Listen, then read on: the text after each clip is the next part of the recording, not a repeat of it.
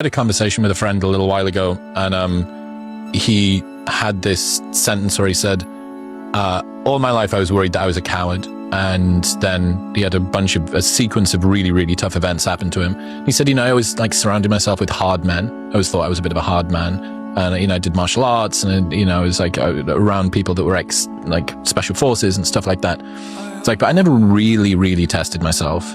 And then one day, the world came, and it wasn't discomfort that I'd chosen.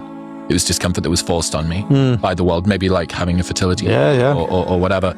And he said, all my life I'd heard my better self clearing his throat in the room next door. And one day this thing happened, and he was I wonder if he's going to kick the door in and fucking stop coughing and come through. He was he did. That's good. And but courage, I think you can pretty much, life, your life is kind of restricted by the amount of courage that you're prepared to deploy.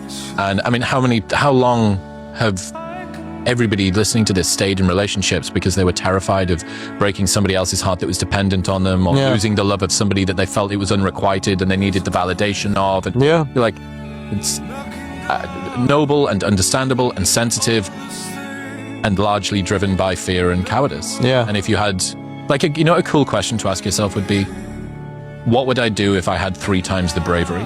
What would I do? What decisions would I make if I was 3 times as brave as I am?